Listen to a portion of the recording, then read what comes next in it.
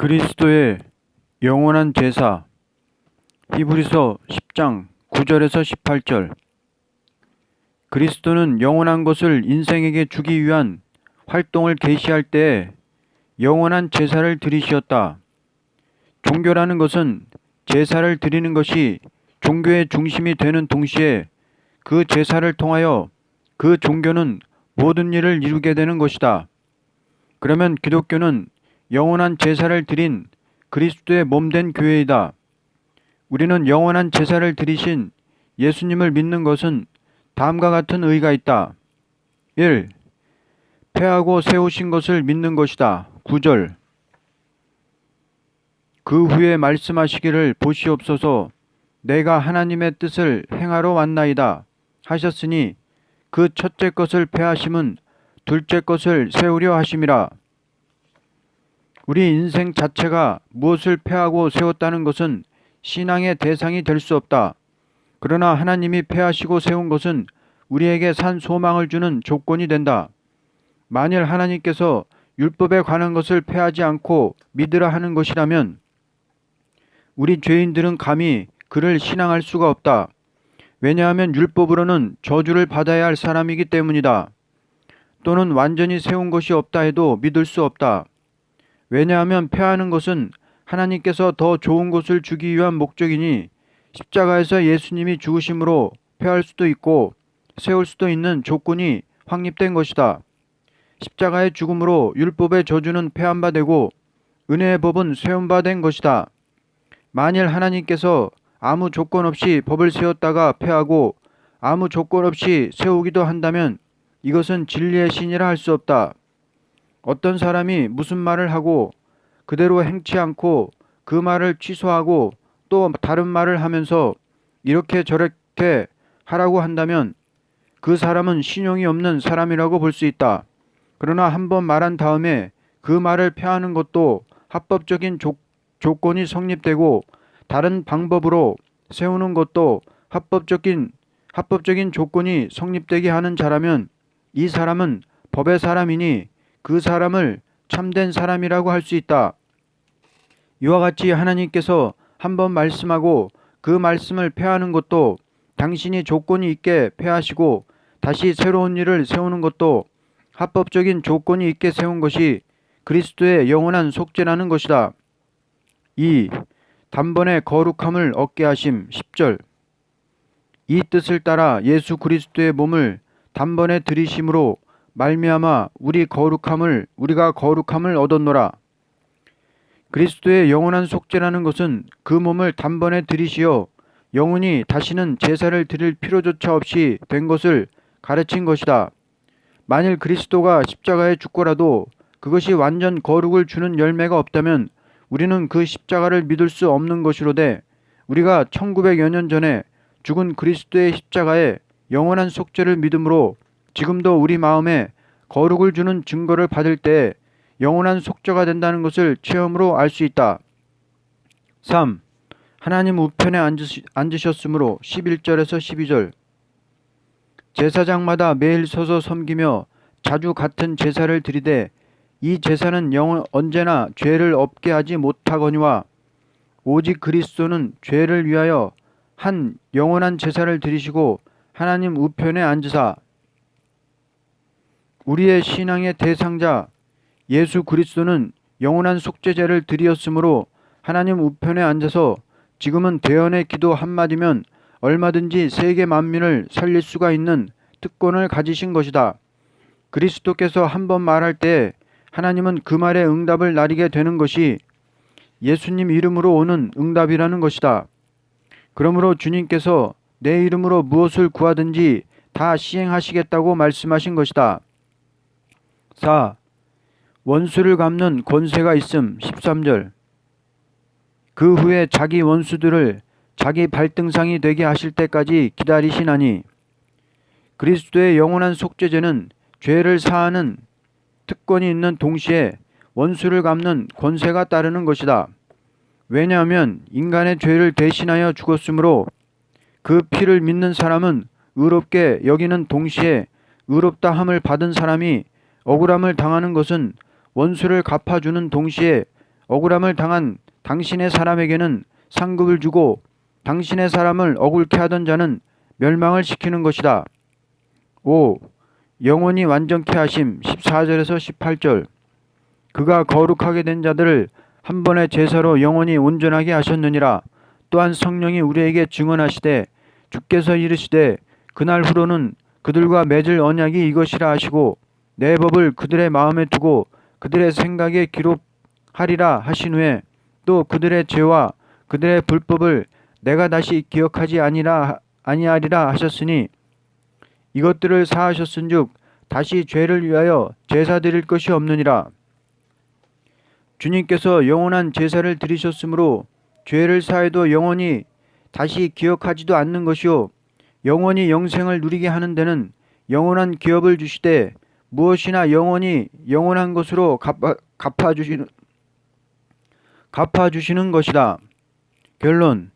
그리스도의 영원한 제사는 우리에게 완전을 주기 위한 제사이니 그 제사로만이 하나님의 뜻은 완전히 이루어지되 피조물된 인간에게 주고자 하는 모든 것이 전부 영원한 제사로 말미암아 이루어지는 것이다. 믿음으로 구하고 의심하지 말라. 야고보서 1장 5절에서 8절. 하나님 앞에 제일 큰 죄는 의심이라고 본다. 왜냐하면 의심은 하나님을 노엽게 하는 마음이 되기 때문이다. 예를 든다면 어떤 사람이 자기의 것을 없는 자에게 주고자 할 때 받는 자가 자기를 의심한다면 자동적으로 마음 가운데 노여운 마음이 있게 되는 것은 인격을 무시하는 일이 되기 때문이다. 그러므로 구하고도 의심하는 것은 하나님 자체를 무시하는 것이니 아무것도 받을 수가 없는 것이다. 그러므로 과거에 아브라함이나 이삭이나 야곱은 아무런 일을 당해도 하나님의 언약을 의심치 않고 믿었다는 것이 믿음의 조상이 되므로 하나님이 친히 말씀하기를 나는 아브라함과 이삭과 야곱의 하나님이라고 말씀한 것이다. 하나님은 주고자 하는 사랑을 가지신 사랑의 자체이신데 그것을 의심하는 것은 용납할 수가 없는 죄가 된다. 왜냐하면 주겠다는 것을 의심했기 때문이다. 이제 의심하지 않는 자라야 받는 데 대하여 다음과 같이 말한다. 1. 자기 부족을 깨닫는 마음에서 의심하지 않아야 한다. 5절. 너희 중에 누구든지 지혜가 부족하거든 모든 사람에게 후히 주시고 꾸짖지 아니하시는 하나님께 구하라. 그리하면 주시리라. 하나님은 자기 부족을 깨닫고 의심 없이 구하는 자는 다음과 같이 축복을 하시는 것이다. 첫째, 구하는 것밖에 더 넘치도록 주시는 것이다. 둘째, 완전하게 하시되 당신의 소원을 의심 없는 자에게 주므로 이루는 것이다. 셋째, 당신은 참이라는 것을 의심 없는 믿음을 가진 자를 통하여 만민이 알도록 표적을 나타내신다. 그러므로 과거의 어느 종이나 특별히 대표적으로 쓰는 종에게 의심할 수밖에 없는 환경에 몰아넣고 까불어 보는 것은 조금도 의심치 않는 자에게 주겠다는 약속의 말씀을 그를 통하여 세상에 전하기 위한 목적이었다. 모세도 40년간 미디안의 쓰라린 시련을 겪게 해서 세운 것이요 아브라함도 100세가 되도록 시련을 주어서 세운 것이요 모든 선지 중에서 대선지 이사야도 벗은 몸 벗은 발로 3년 동안 전도하게 하시면서 말씀을 주신 것이요 사도 바울도 무서운 박해를 당하여 어려운 난관 속에서 수많은 편지서를 쓰게 하신 것이요 사도 요한도 무서운 네로 황제 박해 속에서 쓴 환난을 통과하고 쓰라린 밤모섬에서 계시를 받게 했던 것이다. 이렇게 한 것은 그 성경 내막이 다 어려운 난관을 당해도 의심치 않는 자에게 주겠다는 비밀이 기록된 것이다. 그러므로 강교한 뱀을 들어서 하나님 말씀이 의심나게 꾀이는 그 역사는 아담 하와로부터 새 시대가 이루어질 때까지 계속되는 것이다. 가장 정상적인 인격은 하나님의 지혜를 풍성히 받은 자에게만 있는 것이다. 이 세상 사람은 아무것도 더함이 없는 바람잡이 생활에 불과하다고 볼 수 있다. 그러나 이 시대에 완전한 지혜를 받은 사람은 무엇이나 확정적인 진리에 서게 되므로 한 시간도 헛되이 시간을 보내는 일이 없게 될 것이며 한마디의 기도라도 헛되이 기도하는 시간이 없는 동시에 무슨 일이나 다 열매 있는 생활이 될 것이다. 2. 의심하는 자는 무엇이든지 얻을 수 없다. 6절에서 7절. 오직 믿음으로 구하고 조금도 의심하지 말라. 의심하는 자는 마치 바람에 밀려 요동하는 바다 물결 같으니 이런 사람은 무엇이든지 주께 얻기를 생각하지 말라. 최고의 불행스러운 사람은 구하고도 받지 못하는 자라고 본다. 천지 만물을 창조하신 하나님이 후하게 주시겠다는데 이것을 하나도 받지 못한다는 것은 얼마나 불행스러운 일인가. 기도하지 않는 사람보다도 기도하고도 받지를 못한다는 것은 더욱 불행한 자라고 본다. 그러므로 가장 불행스러운 사람은 의심 없이 믿고 구하는 자요. 가장 불행한 자는 그러므로 가장 행복스러운 사람은 의심 없이 믿고 구하는 자요. 가장 불행한 자는 구해도 의심이 있어서 받지 못하는 자이다. 하나님은 완전한 사람을 찾는 것이 아니고 완전케 해 주시는 하나님을 의심치 않는 사람을 찾아서 주고픈 그 사랑을 다 이루시는 것이다. 그러므로 정상적인 신앙이라는 것은 의심 없는 믿음으로 구하여서 지혜를 풍성히 받는 생활이라고 본다. 가장 영화로운 일은 지혜를 구하던 솔로몬 왕이라고 본다. 왜냐하면 그 손으로 하나님의 성전을 건축했고 축복을 받았기 때문이다. 천지 만물을 다 창조한 후에 성전을 제일 먼저 지은 사람은 지혜를 받은 솔로몬이다. 그렇다면 성전을 시작하는 자가 지혜를 받아 시작했다면 완전한 초대교회를 이루어서 새 시대에 들어가는 자도 지혜를 받은 자가 될 것이다. 우리가 지금 구할 것은 지혜라고 본다. 결론. 지혜를 구하고 의심하는 자는 마귀의 흑암이 올 것이요 지혜를 구하고 의심치 않는 자는 하나님의 신이 올 것이다. 이제 믿음으로 구하고 조금도 의심치 않는 자의 받을 축복은 다음과 같다. 첫째, 몸의 영생이다. 첫째 아담은 말씀을 의심했으므로 그 몸이 죽었고 말세의 성도는 예언의 말씀을 조금도 의심치 않고 순종할 때 그 몸이 살아서 새 시대를 보게 되는 것이다. 둘째, 세계 통일의 통치권을 받는다. 아담은 하나님의 말씀을 의심했으므로 통치권을 상실했지만 말세의 성도는 아무리 마귀 미혹이 강해도 조금도 의심치 않고 말씀을 지킴으로 세계를 통치하는 사람이 된다. 셋째, 완전한 축복을 받게 된다. 첫째 아담은 말씀을 의심했으므로 축복을 빼앗겼고 말세의 성도는 의심 없이 말씀을 지켜나갈 때 완전한 축복을 영원히 후손까지 받게 된다. 그러므로 지혜로운 자는 궁창에 빛과 같이 빛난다고 다니엘 12장 3절에 말했다. 이날까지도 지혜로운 자가 복을 받았지만 완전한 축복을 받을 자는 지혜를 풍성히 받은 자라고 본다. 허락이 있어야 아는 비밀. 마태복음 13장 10절에서 17절. 비밀이라는 것은 일을 새로이 계획하고 행하는 자에게 있는 것이다. 악한 자는 악한 계획을 할 때에 숨은 비밀이 있고 선한 자는 선한 일을 새로이 하려고 할 때 비밀이 있는 것이다. 이와 같이 하나님께서 언제나 새로운 역사를 할 시대가 올 때는 그 시대에 비밀이 있는데 그것을 먼저 합당한 자에게 알도록 허락한 다음에 그 허락을 받은 사람이 선구자가 되게 하여 그 시대에 빛이 되게 하는 것이다. 하나님께서는 먹고 입고 사는 것은 세계 인류에게 다 같이 허락한 것이지만 당신의 비밀을 아는 것만은 누구든지 다 알게 하는 것이 아니고 반드시 택한 자에게 알도록 허락이 있으므로 알게 되는 것이다. 택한 자에게 비밀을 알도록 허락하는 일에 대하여 다음과 같이 본문을 통하여 알 수 있다. 1. 진실함이 있는 자에게 알게 하심. 10절에서 11절. 제자들이 예수께 나와 이르되 어찌하여 그들에게 비유로 말씀하시나이까? 대답하여 이르시되 천국의 비밀을 아는 것이 너희에게는 허락되었으나 그들에게는 아니 되었나니. 택한 자라는 것은 진실한 자이다.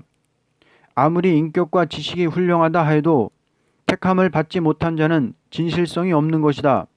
그러므로 예루살렘 거리에 수많은 사람이 왕래하고 있었지만 참으로 진실한 사람이 아니고는 참으로 진실한 사람이 아니고 교권, 명예, 안락을 도모하는 종교인들이었다.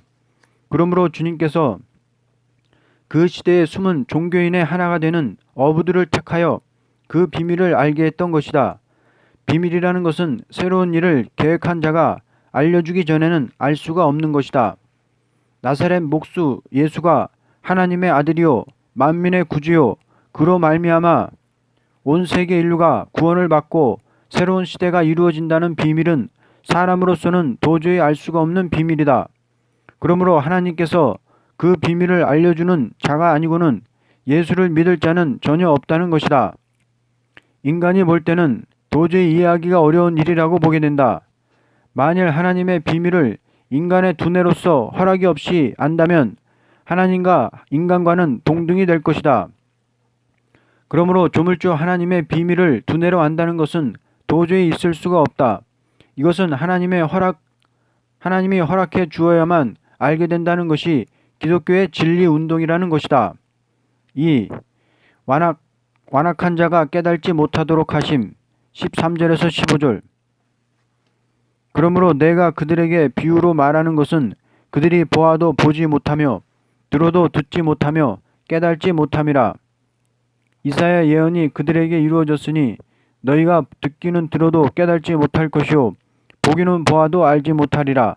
이 백성들의 마음이 완악하여져서 그 귀는 듣기에 둔하고 눈은 감았으니 이는 눈으로 보고 귀로 듣고 마음으로 깨달아 돌이켜 내게 고침을 받을까 두려워함이니라. 모든 선지는 하나님께서는 완악한 자들에게는 오히려 깨달지 못하는 신을 부어주신다. 하나님께서 법을 세울 적에 순종치 않는 자는 마귀가 지배하도록 법을 세운 것이다. 그러므로 아무리 하나님의 종이라도 하나님을 순종치 않는 마음을 가진 자에게는 마귀가 들어가게 되는 것이다.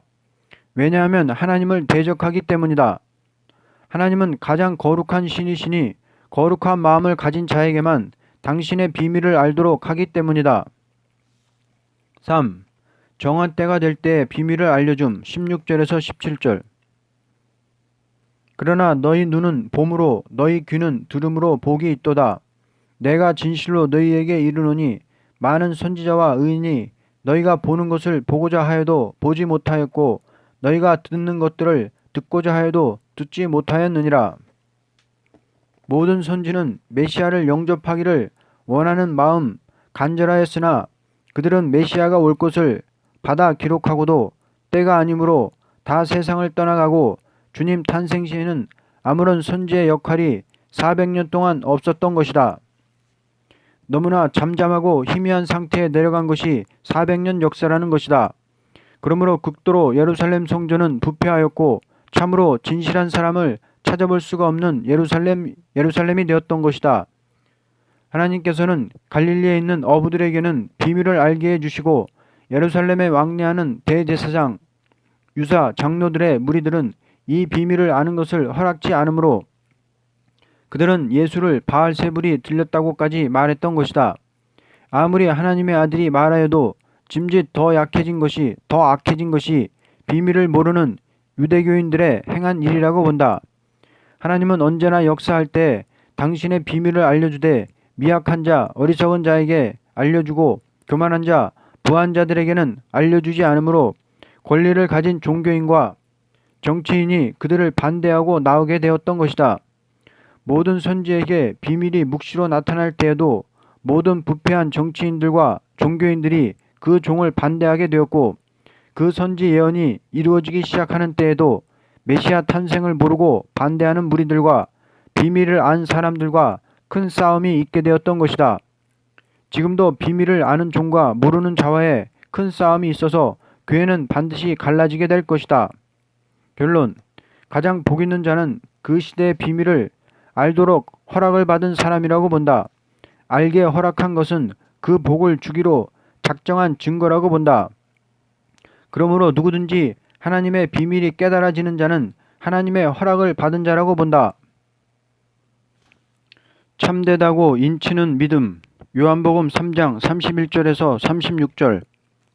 기독교 신앙이라는 것은 사람이 무엇을 찾는 데서 얻는 것이 아니고 하나님 편에서 완전 개혁의 말씀을 인간에게 주는 동시에 그 말씀대로 이루어지는 증거를 하실 때에 받는 자로서 말씀대로 이루어지는 것을 볼 때 참되다고 인을 치는 것이 기독교 신앙의 확신이라는 것이다. 만일 이것이 없다면 완전한 진리의 종교라고 할 수 없다. 진리라는 것은 참되신 하나님께서 인간이 할 수 없는 일을 해 주시겠다고 말씀한 것이 진리인 동시에 그 진리는 다음과 같이 증거가 있다. 1. 위로부터 오는 증거 31절 위로부터 오시는 이는 만물 위에 계시고 땅에서 난 이는 땅에 속하여 땅에 속한 것을 말하느니라. 하늘로부터 오시는 이는 만물 위에 계시나니. 기독교는 전부가 땅에 속한 것을 목적 두고 말하는 것이 아니고 위로부터 오는 것을 말하는 것이다. 만일 만물에 속한 것을 말했다면 이것은 과학적인 지식에 불과할 것이로되 만물 위에 계신 하나님께서 위로부터 보내는 증거가 즉 그리스도의 탄생인데 그리스도의 잉태는 땅에서 올라온 만물에 속한 혈통이 아니고 위에서부터 온 것이니 즉 성령으로 말미암아 물과 피가 임하여 이루어진 몸이다. 만일 그리스도의 몸도 땅 위에 속한 혈통을 받은 몸이라면 그 몸은 참되신 증거가 될 수 없다. 그러므로 그리스도께서 위에서부터 온 몸이요 또는 신이시다. 2.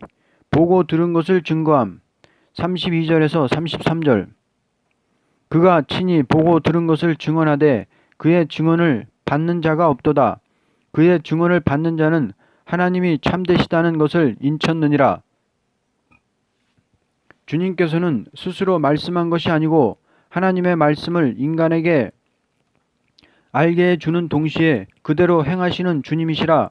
주님께서 모든 증거하는 일이 하나님의 말씀과 맞지 않은 증거라면 성경에 기록된 대로 오신 메시아가 아니고 거짓 선지가 될 것이로되 주님의 증거는 하나님 말씀이 이루어지는 동시에 그리스도를 통하여 하나님의 말씀을 세상에 분명히 알게 해주셨으므로 그 증거는 참되다고 인을 칠 수밖에 없는 것이다. 3. 하나님께서 성령을 주심으로 34절 하나님이 보내신 이는 하나님의 말씀을 이는 하나님이 성령을 한량없이 주심이니라. 아무리 예수님께서 성경을 증거했다 하여도 하나님께서 성령을 부어준 역사가 없다면 참된 증거가 될 수 없다. 그러므로 세례 요한도 예수님 머리 위에 성령이 비둘기같이 임하는 것을 볼 때 그가 참으로 하나님의 아들인 것을 알았다고 증언했다. 언제나 참된 증거라는 것은 성령의 역사가 따르는 것이다. 지금도 기독교가 아무리 진리를 증거한다 하여도 성신을 부어주는 역사가 없다면 참되다고 인을 칠 수가 없다. 4. 영생이 있는 증거 35절에서 36절 아버지께서 아들을 사랑하사 만물을 다 그의 손에 주셨으니 아들을 믿는 자에게는 영생이 있고 아들에게 순종하지 아니하는 자는 영생을 보지 못하고 도리어 하나님의 진노가 그 위에 머물러 있느니라. 영생이라는 것은 현재의 그 생명이 믿는 자에게 온다는 것을 분명히 체험하게 되는 것이다. 이 생명이 옴으로써 나날이 발전하는 영기에 들어가게 되는 것이다. 예를 든다면 나뭇가지에 진액이 옴으로써 그 가지에 순이 나서 자라듯이 영생의 생명이 흘러오므로 날마다 그 영이 자라나 큰 역사를 하게 되는 열매가 있게 된다. 영생이 오는 것은 행함으로 오는 것이 아니고 믿는 자에게 영생이 있으므로 그 영생으로 말미암아 완전한 인격이 이루어지는 동시에 열매를 맺게 되는 것이다. 결론. 기독교 신앙은 하나님이 행하시겠다는 말씀을 먼저 선지를 통하여 세상에 나타나고 그 말씀대로 행하는 증거가 그리스도의 성신 잉태로부터 십자가 부활, 승천, 성신 강림으로 현저히 나타났다. 그러므로 택한 자는 이 증거를 받게 되는 동시에 참되다고 인을 치는 신앙에 들어가게 된다. 아멘.